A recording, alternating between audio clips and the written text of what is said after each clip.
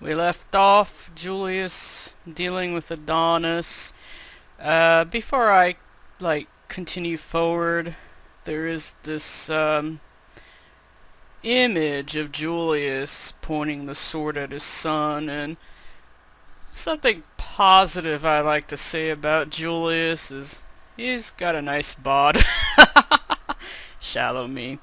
That's it. But I think he's a butterface, I know, but I think he's also, like, the more I think about it, the more I think he's someone who is just, I'm not excusing his really shitty behavior, but what I am saying is that I think, like, the possible stresses, the pressure he's going through, it explains why he acts the way he does. Like, doesn't justify it, but I do think that it explains it.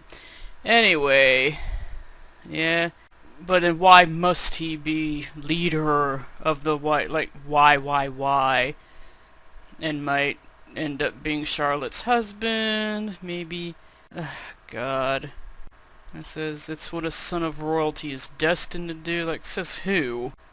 Anyway, Guts is witnessing this, and he looks pretty grim. I mean, you can't really... Oh, Jesus. So I kind of got ahead there.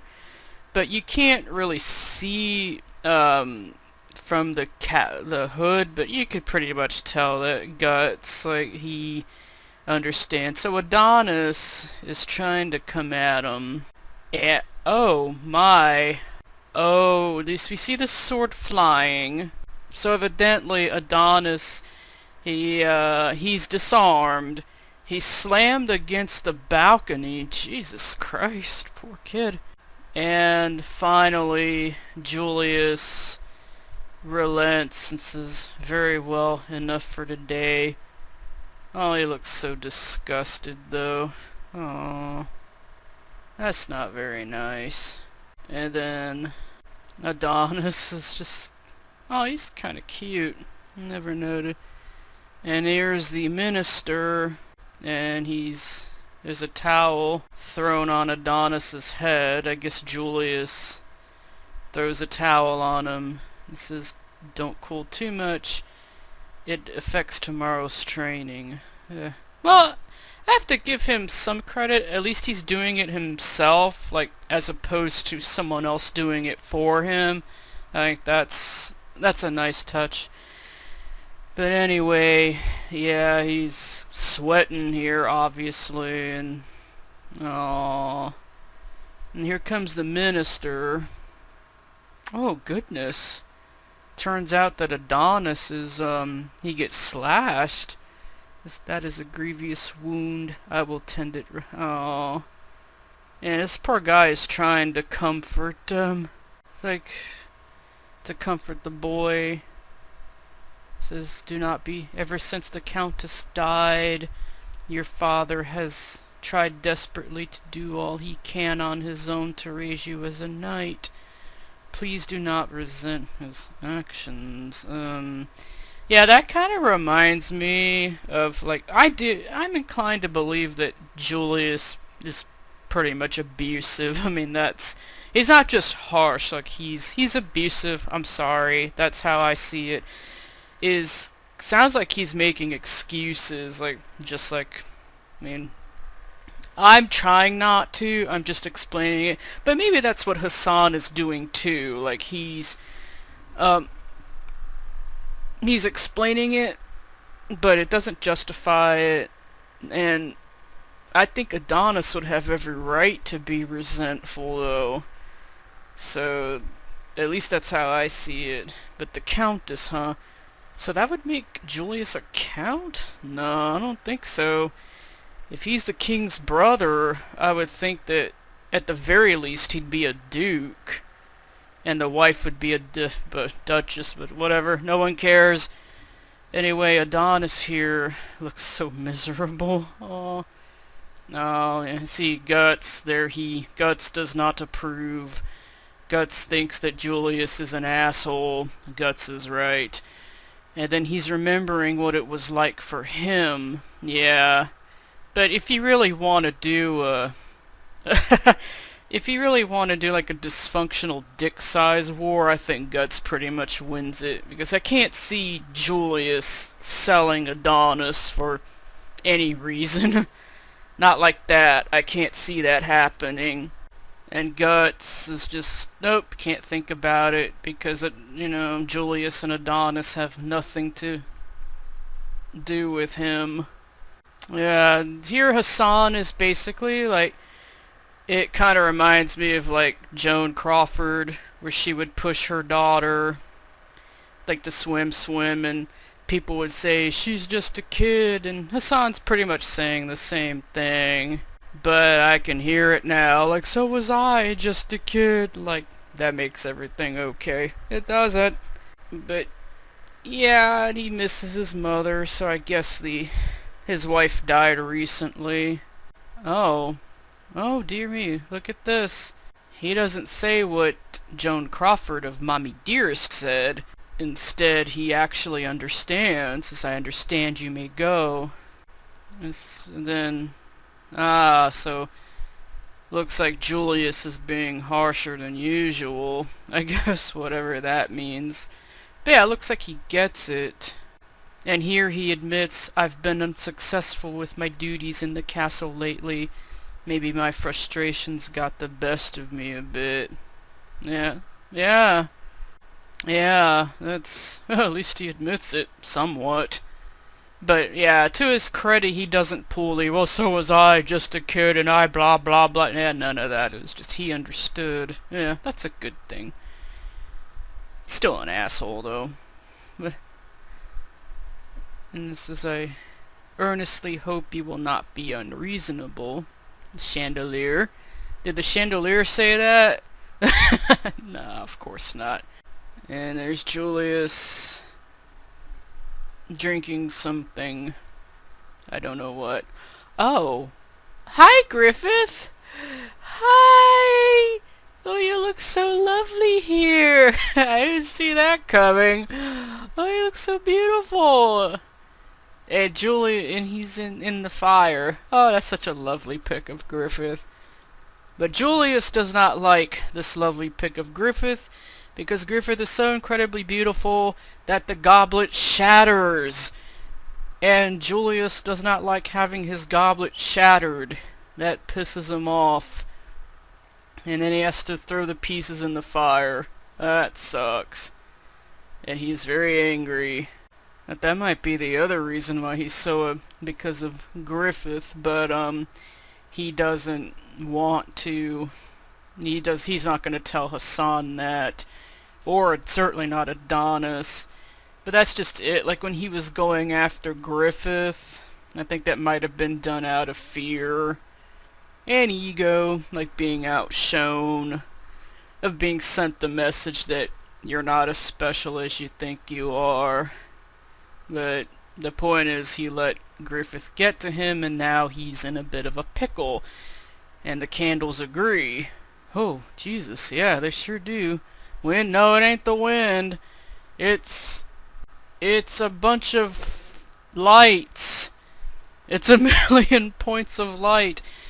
And they form into guts. Ooh, shit. Yeah, they sure do, don't they? Uh-huh. Yep. That's him, alright. And he has no mouth. But he must scream. But he isn't going to, because that's too loud. And Julius immediately just, oh no! Yeah, that's right, it's an intruder. And he grabs a sword. Here comes Guts. Here comes Julius. Guts. His sword in the air. Oh, Jesus! Shortest fight ever.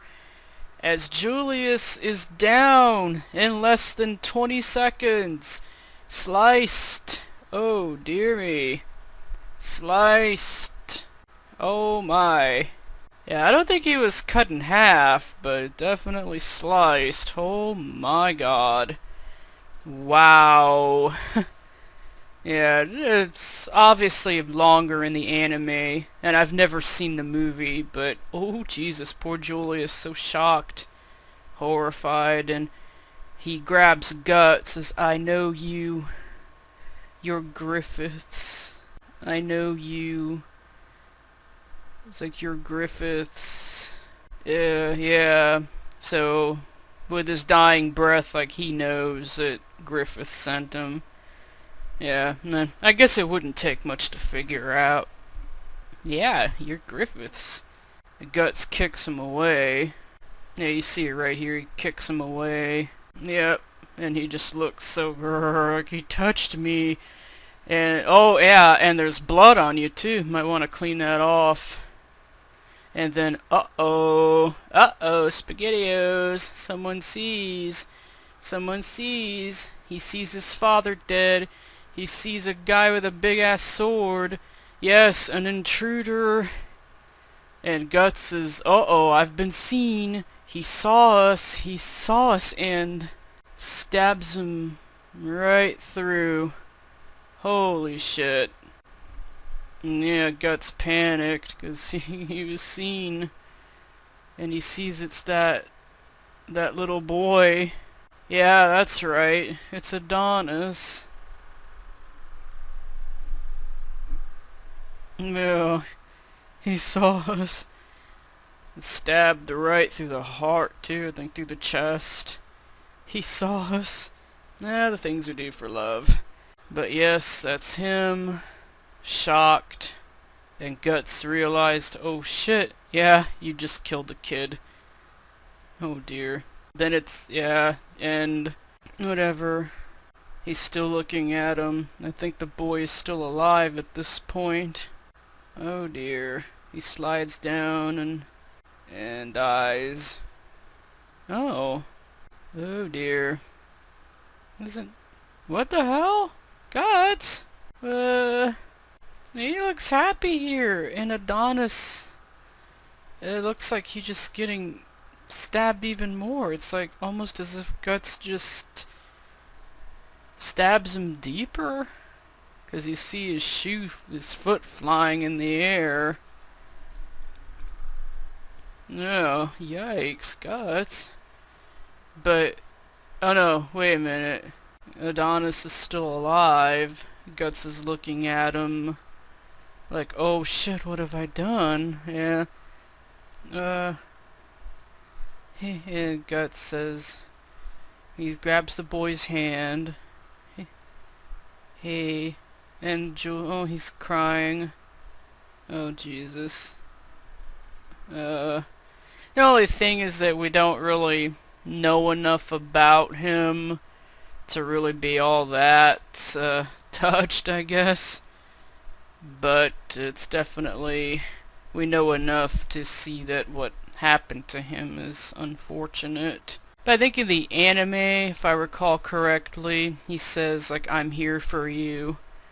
But he basically stays there until the boy dies.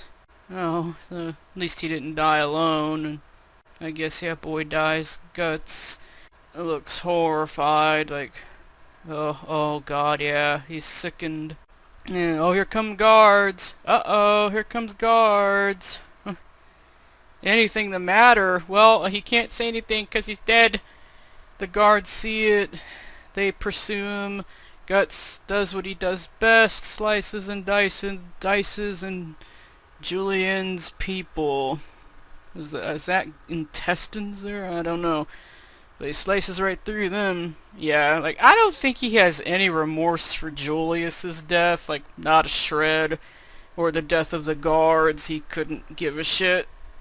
But I do believe that there's a lot of regret for Adonis, but I think it has more to do with like what he has seen. If he didn't see that training, and I don't think Guts would have given a shit at all. But that's just me. But it's only because of what he saw with Adonis that there is remorse. But that's how I see it. Here come all the guards. People are wondering what's going on. They think it's a robber. Yeah, but a robber wouldn't kill. They would just run at being seen. Say what? Yeah, say what again? Say what again? But anyway, they see Julius, and they see Adonis, but an actual robber would have just fled at being seen. This is an assassination, boys and girls. Oh dear. And poor Hassan, like... And the poor kid still has tears in his eyes. Jesus Christ. In the end, not once did this boy get to make his father smile. Seriously? No. I suspected. I guess Julius was always a but. Oh yeah, that's unfortunate. Find him. You will not let him leave this house alive, but Guts is killing everybody in sight, so yeah, I don't think it's likely you'll catch him. Uh-oh! Guts got hit with a crossbow on his arm, but he's still jumping. He escapes into woods, I guess. Falls down, escapes. There's a sewer. And he kicks it open, because he's that strong. And he falls into the sewer. And ouch, yeah, water's cold and gross and full of shit. And yeah, he's remembering what he went through. Like yeah, he went through that. Gambino. Yeah, can you believe I actually forgot this guy's name for like Jesus. Gambino. Yep. Gambino. I was always desperate, always trying to get you to appreciate me. Yeah, but is that Zod? The hell? Yeah, but with people like, oh yeah, there's Zod. What does Zod have to do with this? What the hell? Another Taurus demon? I don't know. Gambino, okay. Oh no, and Gambino is... I guess Guts is having a dream here that they're trying to fight Zod and Gambino is decapitated and Child Guts is trying to fight him. But that's not gonna... yeah. Oh no. And then Baby Guts is stabbed, just like Adonis was. It's obviously Guts understands Adonis and identifies with him. Oh dear, boy. Yeah, except Zod here is laughing, and Zod becomes Guts. Oh, I get this. Guts thinks he's become a monster. You know, that he killed Julius, who, like I said, I don't think there's any regret killing Julia. But the boy, yeah, that's when he thinks, yep, I've become a monster. I killed a father and a son. And for a second he thought it was funny. But now, like, oh dear, yeah. And like Adonis, I don't think that either of the sons would ever be appreciated because, for whatever reason, but when you're dealing with people like Gambino, you can't really win with them. Anyway, Guts, wakes up. He's in the sewer, and he's sick. He feels sick. He's coughing up blood, and he's against a wall, and he's going... He's moving. He's escaped. We see a town. We see a tavern. I've never seen this scene before. Let's see. Corcus, like, aw man, I bet right now Griffith's eating the good stuff at the princess's dinner party. It sure has its perks being a knight commander. And Casca is behind them, just kind of... whatever. Yeah, kind of... And Judo is kind of smirking, Corcus is... But I think the rest of them don't seem to give a shit. And then Judo says, I'm sure it's just stiff up there. Yeah, and I think Casca agrees, yeah. And then Pippin... Oh my god, look at Pippin, he's eating a big-ass chicken. Nom nom nom nom nom nom. Nom nom nom nom nom. Nom nom nom nom. And then, yeah, where's Guts? Says Rickert, I haven't seen him since this morning. And then Corcus is just, whatever, he's just practicing his sword. Yeah, Corcus, shut up. And then Casca he's just goofing off. We're supposed to have a joint practice today, and without any warning, he just, yeah. And Judo's like, no, let's not get into that. Ah, there's Guts. Oh, he's right there. Hi, Guts. And then what about your arrow wound? Casca sees him, and Guts looks like a hot mess. Jesus, I don't know if that's a good idea. To go to a tavern like that, looking like a hot mess. And don't you think people get a little suspicious? Like maybe they wonder why you look like a hot mess. There's blood all over you. And you should be happy that you're not in like CSI, because they can detect blood and who it belonged to if they were in a database, DNA stuff. But then again, this is Berserk, not CSI. So let's see. Casca, they all look shocked, and Corcus is still trying to eat off of Rickard's plate. What an ass. And then Casca is wondering, like, where you've been. Yeah, she's wondering, well, yeah, what's up with that? Because it doesn't look like blood washed off. I mean, yeah, she's wondering if he fell. And he says, Griffith. Uh-oh. Where's Griffith? That's the first thing you ask. Like, where's Griffith? Like, Casca's people were worried about you, and you're wondering where's Griffith. And says he's Primrose Hall, huh? But at a dinner party. And then Guts walks off, and Casca looks shocked. And then she sees it's an arrow wound. Here, see, they die. Like, not a smart move. Like, not a smart move. Like, kind of a derp move. Oh, what do we have here? We have a fountain. We have a fountain. Oh, I remember this in the anime. The infamous fountain scene, huh? The famous one. Yeah, it wasn't, yeah, to be honest with you, like, I wasn't really too keen on it. But I remember the music and Griffith giving his speech. Looked really nice. Anyway, Guts, goes to that hall looking like shit. Like I said, not a smart move. You could at least change your clothes or something. I'm sure you would have had time, but Guts is very rash. That's one of his problems. Anyway, we see a guy in a cape. I'm thinking that's Griffith. And it is. He sees it. And it's Griffith and Charlotte. And Griffith looks really lovely. Good. Those nice shoes.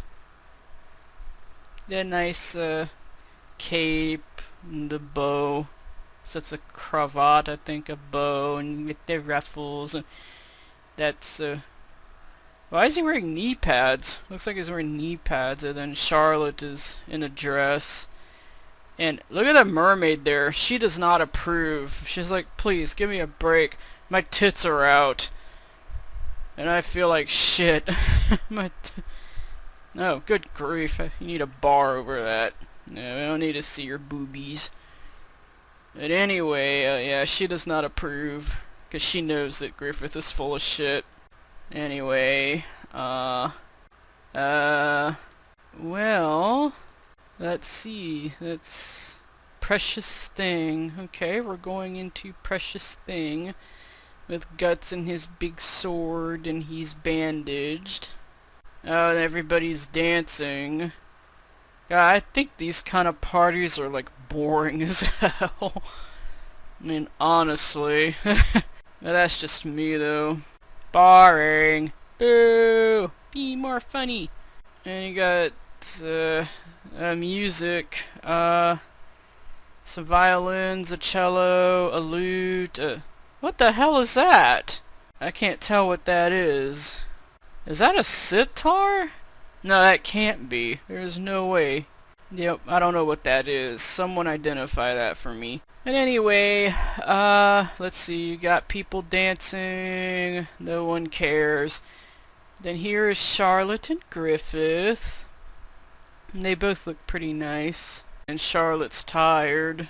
Oh, Griffith's giving his cape to Charlotte. Oh no, oh no, I thought he's supposed to give it to her and drape it over her? Yes, but he doesn't here. Okay. He just puts his cape on the fountain. It says, please have a seat. And then she farts. And she ruins his beautiful cape with poop. Yeah, Anyway, he drapes the seat with his cape, and she sits down, and she's appreciative, and so is the dolphin, because it says thank you too. And Gut sees this. He's looking up, and he sees this, and he's about to go up, which would have been a really dumb move.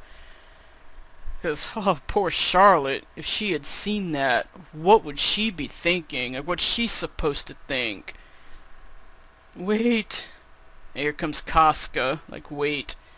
Like, you mean to go up there like that? Don't embarrass yeah, but then there's the fact that it just would have been a really, really stupid idea. It says, and then Casca says, if you've got business, wait until they're done talking. Fair enough. And then Casca bandages his wound. Yeah. Yeah, that was a good idea. Smart move. Anyway, back at the fountain. So they have their party with or without her. She doesn't like these parties, so I can't say I blame her. And then she says that the party is just a weapon of mass distraction. Yeah, we can tell. Griffith knows it too. Yeah. He says, if we must hold a party like this, it would be so much better just to end the war itself. Yeah. Griffith is smiling. I don't know why. Maybe he agrees with her. Maybe he's being patronizing. Maybe it's Maybelline. I have no idea, but, you know, someone like Griffith loves war. Come on.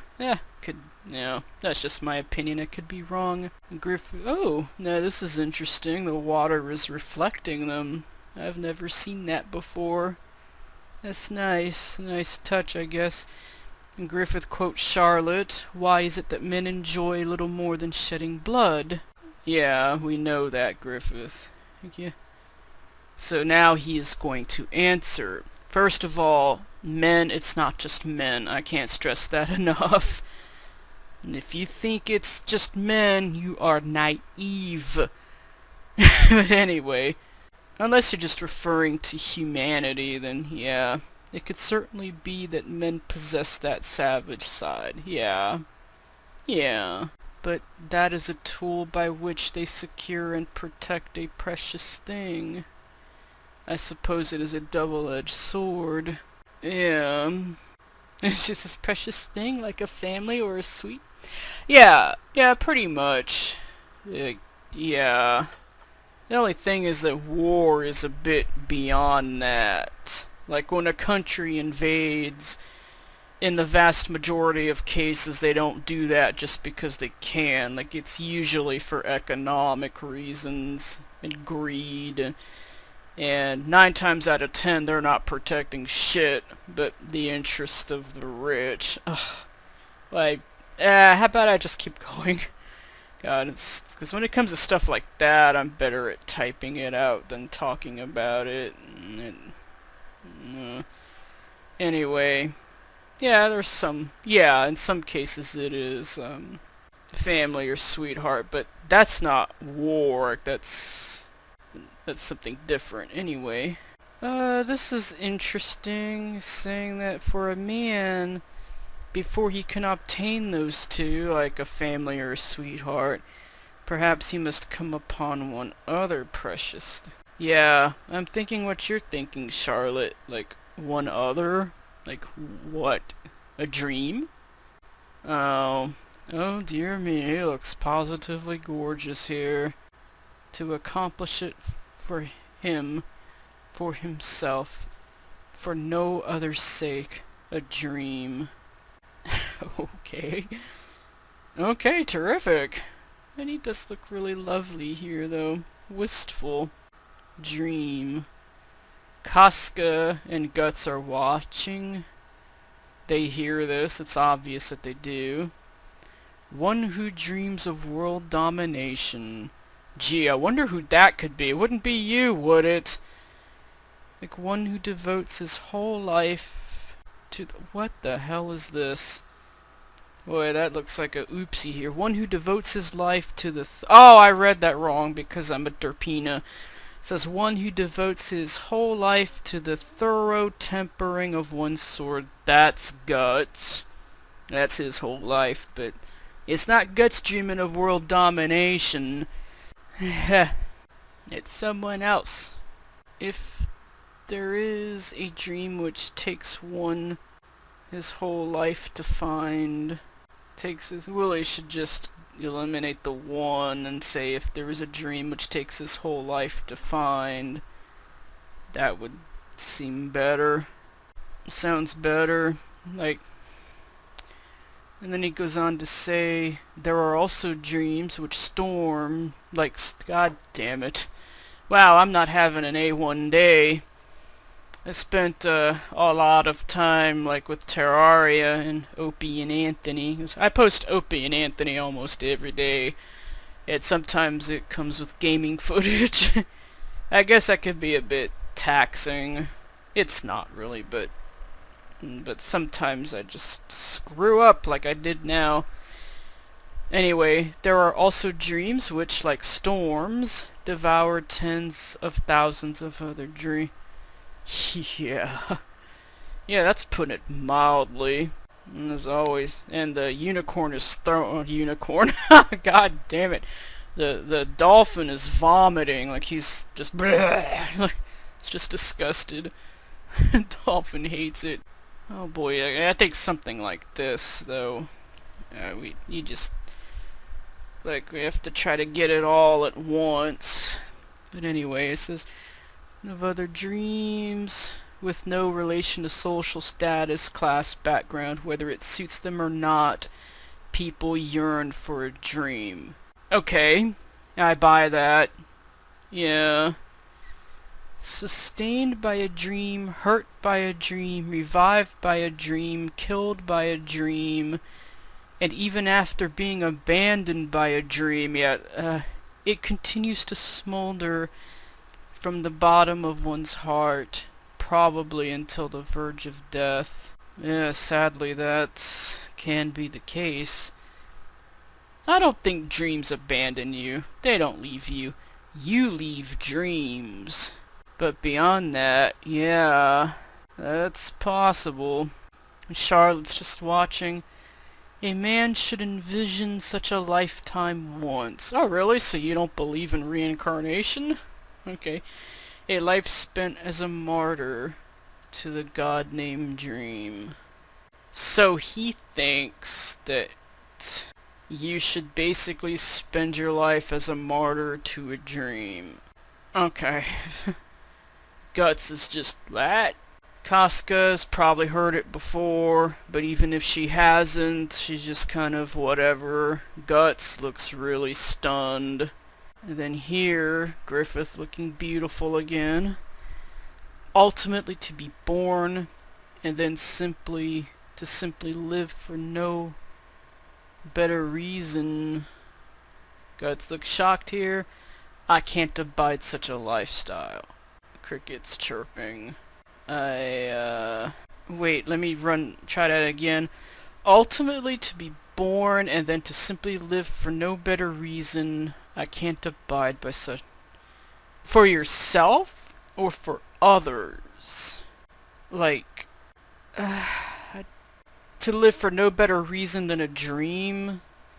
Then you can't abide by such a life. First of all, the term lifestyle is silly. It's like a stupid thing to say, but... Whatever, Oh, poor Guts, like he's taking it personally. You can tell. You see it in his eyes. And even Charlotte is just... Oh my gosh! Charlotte, yeah, because I think in her case, it's probably true for her too. Like, did she have any dreams? Like, what's her dream? I doubt she really had one of her own. I really don't. I mean, I don't think she did. And Griffith, uh-oh, did I say too much? Yeah, because she probably thinks he's talking about her too. And then Griffith, just forgive me. It must have been such a boring topic for a lady. Well, no, I agree. It's not.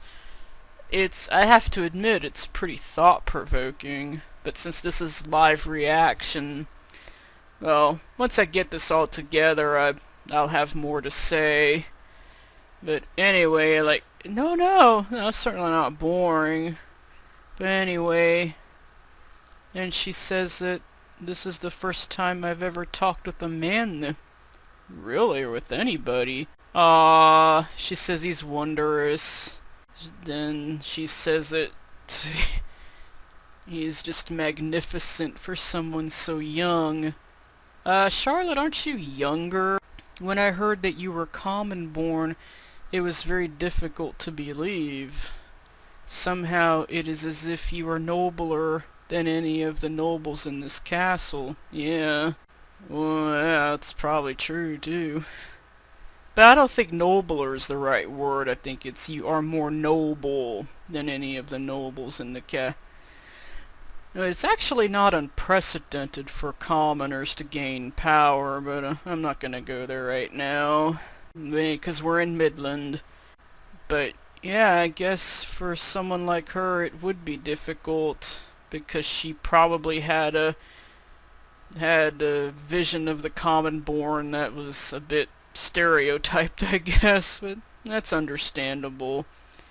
But yeah, he's common born, and according to her, more noble than any of the nobles. I'm inclined to believe it. But at the hunt, when you taught me how to sound the reed whistle, ugh, that thing's so annoying. He seemed very simple and carefree. Yeah, he's both. Yeah, basically what Charlotte is saying is that he's not a cardboard cutout. That's pretty much it. Yeah, you were just like some village child used to playing in forests and rivers, and he probably did do that, among other things. And then she says, let's see. Yeah, and a philosopher, apparently. But I think you notice that Charlotte, like, she doesn't really say anything to challenge him. And I don't think she's the sort to do that. I mean, I don't think she's lacking in wit. I just think that she's not really, like, questioning him.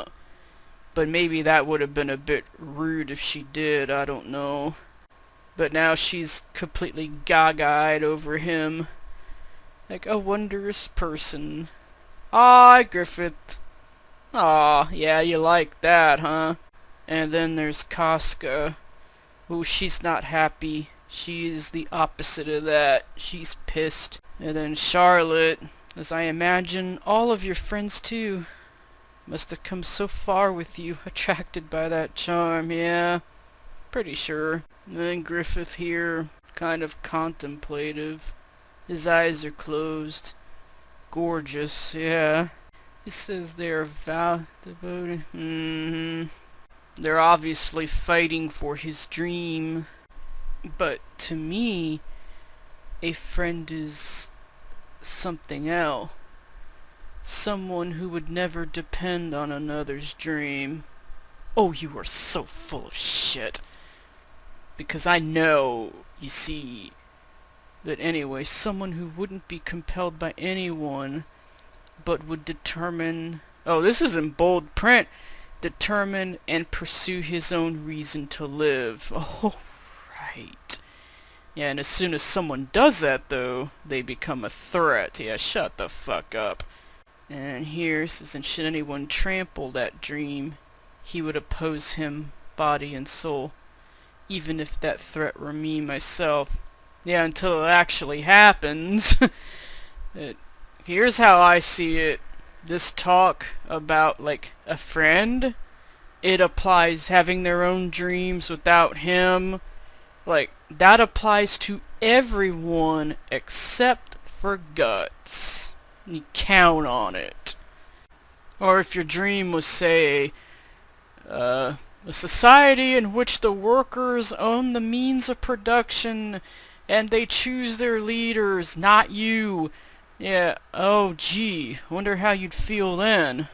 Anyway, so what I think a friend is one, and Guts is just dying here. Who is my equal? Ah, one who is your equal. Well, that's Guts, actually. You know. And then there's Griffith. Guts is focusing on him. Guts is lower than Griffith, looking up. Yeah. Oh, Guts. He looks so shocked. Horrified, like he feels like Griffith is beyond his reach. Yeah, that's unfortunate. Casca doesn't look particularly surprised, and she's just, meh, figures. But Guts is smashed, like, and Charlotte is impressed, and Jesus Christ, like, Griffith here is gorgeous. Eyes are closed again. He is smiling. I guess it's because Charlotte is heaping praises on them. Certainly looks that way. And then, yes. Oh, so, the hell? Looks like he's hanging himself. And looks like, oh look, this little, like, fish is eating his ass. Like, you know, he wants that ass. But Griffith he's obviously jumping off the fountain. Like, yes, what? Oh, he's jumping on the fountain. I thought he was already on it. Wait a minute, let me look back. Oh no, he wasn't. Okay. So, Griffith jumps on the fountain. Charlotte is looking up at him. I wonder if that's subconscious, like a way of getting her to look up at him. Anyway, he says, that is how I have achieved everything, so... Oh, by, yeah, like, there were days when I had not even a slice of bread to eat. Yeah, you grew up poor. And, oh damn, you can tell it haunts him. Yeah, that doesn't really go away, does it? And he says, but now, I can even talk like this to you, the princess of a whole kingdom. He's looking down at her, she's looking up at him. They're so close. Looks like they can kiss.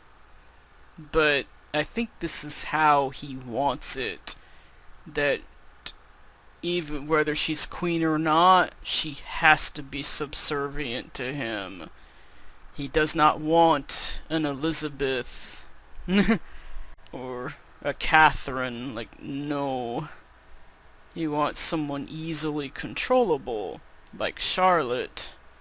Oh, she looks so smitten, like spellbound. And Casca, just whatever. Yeah, she's not happy. Says, what is your And then Charlotte asks, what is your dream? Oh, he's not gonna tell her. Uh-oh, here comes news. Here comes the news. Oh, disaster. Oh, no. And Griffith helps her up. Oh, no. Ah. An uproar. Okay, so, yeah, this is from the anime. I remember this. Julius has died and Charlotte is shocked. Yeah, this I remember from the anime. But the anime was a bit shorter, but anyway, yeah, Charlotte's horrified. They know it's an assassination. Both Julius and Adonis are dead. We see Griffith's hair is blowing in his face, probably because he's hiding a smile. And he sure is. Holy shit. He looks very pleased. Looks like you went and got a tan. Yeah, oh Griffith. Like, you wicked, wicked man. You're so happy. I'm so happy. Yeah, good job, Guts, huh? You're pleased with him. We can tell. Yep, we can tell. I think the movie handled it best, though. Yeah, because, I mean, he's obviously smiling and happy, but doesn't look too exaggerated. But yeah, in all three versions, he is smiling so wickedly. Uh, like I said, Griffith, you are a wicked, wicked man. I'm not being fair, though. We know Julius was trying to kill you, so it's all good. And as for Adonis, I think like it was unfortunate, but I don't think he intended that, but he did make it clear, no witnesses, because if Adonis did see it, what do you think would happen? If he was allowed to live, he'd tell the whole world. And then what would happen to Guts then?